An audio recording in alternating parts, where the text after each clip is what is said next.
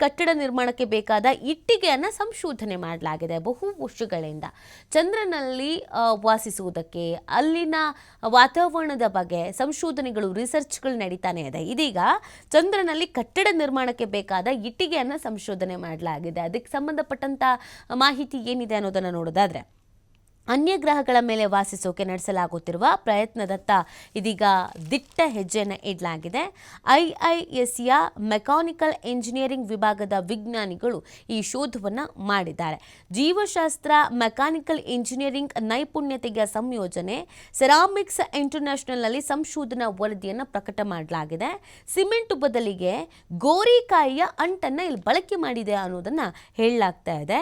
ಇಟ್ಟಿಗೆ ಜೋಡಣೆಗೆ ಸಿಮೆಂಟ್ ಬೇಕಾಗಿಲ್ಲ, ಸುಸ್ಥಿರ ಅಭಿವೃದ್ಧಿಗೆ ಪೂರಕ ಮತ್ತು ಜೊತೆಗೆ ಇದು ಖರ್ಚು ಕೂಡ ಕಮ್ಮಿ ಅಂತೆ. ಹಾಗಾಗಿ ಇದನ್ನ ಇಲ್ಲಿ ಸಂಶೋಧನೆ ಮಾಡಲಾಗಿದೆ.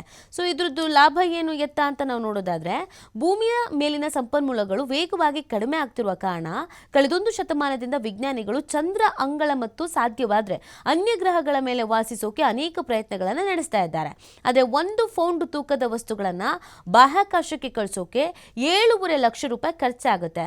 ಆದರೆ ನಮ್ಮ ಸಂಶೋಧನೆಯಲ್ಲಿ ಖರ್ಚು ಕಡಿಮೆ ಅನ್ನುತ್ತಾರೆ ಐಐಎಸ್ಸಿಯ ಮೆಕ್ಯಾನಿಕಲ್ ಇಂಜಿನಿಯರಿಂಗ್ ವಿಭಾಗದ ಸಹಾಯಕ ಪ್ರಾಧ್ಯಾಪಕ ಅಲೋಕ್ ಕುರ್ಮಾ ಅವರು. ಇವರು ಅಧ್ಯಯನ ವರದಿಯ ಪ್ರಕಾರ ಸೆರಾಮಿಕ್ಸ್ ಇಂಟರ್ನ್ಯಾಷನಲ್ ಅಲ್ಲಿ ಈ ವಿಚಾರದ ಬಗ್ಗೆ ಅವರು ಹೇಳ್ಕೊಂಡಿದ್ದಾರೆ. ಇವರು ಏನು ಹೇಳ್ತಿದ್ದಾರೆ ಅಂತ ಅಂದರೆ, ಈ ಸಿಮೆಂಟ್ನಂತೆಯೇ ಕೆಲಸ ಮಾಡುವಂಥ ಗೋರಿಕಾಯಿಯಿಂದ ತೆಗೆಯುವಂಥ ಅಂಟನ್ನು ಬಳಸೋದ್ರಿಂದ ಇಟ್ಟಿಗೆಯ ಜೋಡಣೆಗೆ ಸಿಮೆಂಟ್ ಬೇಕಾಗೋದಿಲ್ಲ. ಇದು ಸುಸ್ಥಿರ ಅಭಿವೃದ್ಧಿಗೆ ಪೂರಕವಾಗುವ ಜೊತೆಗೆ ಖರ್ಚು ಕೂಡ ಗಣನೀಯವಾಗಿ ಕಡಿಮೆ ಆಗುತ್ತೆ ಅಂತ ಹೇಳ್ತಾ ಇದ್ದಾರೆ ವಿಜ್ಞಾನಿಗಳು. ಜೀವಶಾಸ್ತ್ರ ಮತ್ತು ಮೆಕ್ಯಾನಿಕಲ್ ಇಂಜಿನಿಯರಿಂಗ್ ನೈಪುಣ್ಯತೆಯನ್ನು ಒಂದುಗೂಡಿಸಿಕೊಂಡು ಒಂದು ರೋಮಾಂಚಕ ಸಂಶೋಧನಾ ಕಾರ್ಯ ನಡೆಸಲಾಗಿದೆ ಅಂತ ಇದೇ ಸಂದರ್ಭದಲ್ಲಿ ಅವರು ಹೇಳ್ತಾ ಇದ್ದಾರೆ. ಇನ್ನು ಇಟ್ಟಿಗೆ ನಿರ್ಮಾಣದ ಪ್ರಕ್ರಿಯೆ ಹೆಂಗೆ ಅನ್ನೋದ್ರ ಬಗ್ಗೆ ಕೂಡ ಅವರು ವಿಶ್ಲೇಷಿಸಿದ್ದಾರೆ. ಐಐಎಸ್ಸಿಯ ಪ್ರಯೋಗಾಲಯದಲ್ಲಿ ಮೊದಲು ಬ್ಯಾಕ್ಟೀರಿಯಾವನ್ನ ಚಂದ್ರನ ಮಣ್ಣಿಗೆ ಹೋಲಿಕೆ ಆಗುವ ಮಣ್ಣಿನ ಜೊತೆ ಮಿಶ್ರಣ ಮಾಡಲಾಗಿದೆ. ನಂತರ ಅಗತ್ಯ ಪ್ರಮಾಣದ ಯೂರಿಯಾ ಮತ್ತು ಕ್ಯಾಲ್ಸಿಯಂ ಜೊತೆಗೆ ಗೋರಿಕಾಯಿಯ ಅಂಟು ಸೇರಿಸಲಾಗುತ್ತೆ. ಈ ಮಿಶ್ರಣವನ್ನು ಕೆಲ ದಿನಗಳ ಕಾಲ ಹಾಗೆ ಬಿಟ್ಟಾಗ ಬಲವಾದ ಇಟ್ಟಿಗೆಯ ಮಾದರಿ ಸಿದ್ಧವಾಗಿದೆ. ಇದನ್ನ ಲೇತ್ ಯಂತ್ರ ಬಳಸಿ ಬೇಕಾದ ರೂಪವನ್ನು ನೀಡಬಹುದು ಅಂತ ಸಂಶೋಧಕರು ತಮ್ಮ ಸಂಶೋಧನಾ ವರದಿಯಲ್ಲಿ ತಿಳಿಸಿದ್ದಾರೆ. ಹೆಂಗೆ ಇಟ್ಟಿಗೆ ಮಾಡಬಹುದು ಅನ್ನೋದ್ರ ಬಗ್ಗೆ ಅವರು ಮಾಹಿತಿಯನ್ನು ನೀಡಿದ್ದಾರೆ. ನೋಡೋಣ ಇದಕ್ಕೆ ಸಂಬಂಧಪಟ್ಟಂತೆ ಮುಂದೆ ಇನ್ನೇನೇನೆಲ್ಲ ಆಗತ್ತೆ ಅಂತ. ಇನ್ನು ಮುಂದಿನ ಸುದ್ದಿ ಏನಿದೆ ಅಂತ ನಾವು ಗಮನಿಸೋದಾದ್ರೆ, ಯತ್ನಾಳ್ ಅವಶ್ಯಕತೆ ಕಾಂಗ್ರೆಸ್ ಪಕ್ಷಕ್ಕಿಲ್ಲ ಅಂತ ಲಕ್ಷ್ಮೀ ಹೆಬ್ಬಾಳ್ಕರ್ ಅವರು ಹೇಳಿದ್ದಾರೆ. ಯತ್ನಾಳ್ ಅವರನ್ನ ಉಚ್ಚಾಟನೆ ಮಾಡಿದ ನಂತರ ಬಿಜೆಪಿಯಿಂದ ವಾಟ್ ನೆಕ್ಸ್ಟ್ ಅನ್ನೋ ಪ್ರಶ್ನೆ ಎಲ್ಲರಲ್ಲೂ ಇದೆ. ಕೆಲವರು ಕಾಂಗ್ರೆಸ್ಸಿಗೆ ಬರ್ತಾರೆ ಅಂತಿದ್ದಾರೆ, ಕೆಲವರು ನಾವು ಕಾಂಗ್ರೆಸ್ಸಿಗೆ ಕರ್ಕೊಂಡು ಬರ್ತೀವಿ ಅಂತ ಹೇಳ್ತಿದ್ದಾರೆ, ಕೆಲವರು ಕಾಂಗ್ರೆಸ್ಸಿಗೆ ಯಾಕೆ ಬರ್ತಾರೆ ಅಂತಿದ್ದಾರೆ, ಇನ್ನು ಕೆಲವರು ಕಾಂಗ್ರೆಸ್ಸಿಗೆ ಬೇಕಾಗಿಲ್ಲ ಅಂತ ಹೇಳ್ತಿದ್ದಾರೆ. ಇದಕ್ಕೆ ಸಂಬಂಧಪಟ್ಟಂತೆ ಲಕ್ಷ್ಮೀ ಹೆಬ್ಬಾಳ್ಕರ್ ಕೂಡ ಮಾತನಾಡಿದ್ದಾರೆ.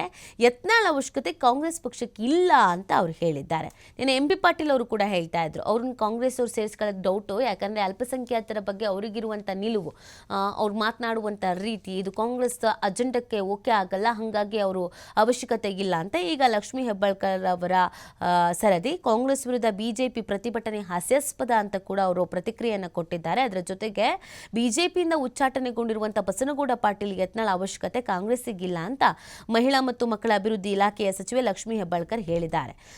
ಪ್ರಜಾಪ್ರಭುತ್ವದ ಮೇಲೆ ನಂಬಿಕೆ ಹೊಂದಿರುವ ಪಕ್ಷ ನಮ್ಮದು, ಸರ್ವ ಜನಾಂಗಕ್ಕೂ ಬೇಕಾಗಿರುವ ಪಕ್ಷ ನಮ್ಮದು ಅನ್ನುವಂಥ ವಿಚಾರವನ್ನು ಹೇಳಿದ್ದಾರೆ. ಹಾಗೆಯೇ ಬೆಲೆ ಏರಿಕೆಯ ಪ್ರತಿಭಟನೆಯ ವಿಚಾರಕ್ಕೂ ಕೂಡ ಅವರು ಪ್ರತಿಕ್ರಿಯೆ ಕೊಟ್ಟಿದ್ದಾರೆ. ಮುಂದಿನ ಸುದ್ದಿ ಏನಿದೆ ಅಂತ ನಾವು ನೋಡೋದಾದ್ರೆ, ಯತ್ನಾಳ್ ಕಾಂಗ್ರೆಸ್ಗೆ ಸೂಟ್ ಆಗಲ್ಲ ಅಂತ ಸತೀಶ್ ಜಾರಕಿಹೊಳಿ ಅವರು ಹೇಳ್ತಾ ಇದ್ದಾರೆ. ಬಹುತೇಕರು ಈ ರಿಯಾಕ್ಷನ್ಸ್ ಕೊಡ್ತಾ ಇದ್ದಾರೆ.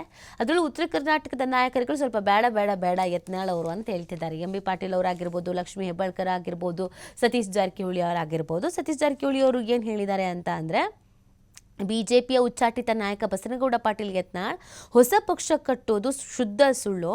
ವರ್ಷದಲ್ಲಿ ಮರಳಿ ಗೂಡಿಗೆ ಬರ್ತಾರೆ. ಅವರ ಸಿದ್ಧಾಂತ ಹೋರಾಟ ಬಿಜೆಪಿಗೆ ಸೂಟ್ ಆಗತ್ತೆ, ನಮ್ಮ ಸಿದ್ಧಾಂತಗಳು ಅವ್ರಿಗೆ ಸೂಟ್ ಆಗಲ್ಲ ಅಂತ ಲೋಕೋಪಯೋಗಿ ಸಚಿವ ಸತೀಶ್ ಜಾರಕಿಹೊಳಿ ಅವರು ಹೇಳಿದ್ದಾರೆ.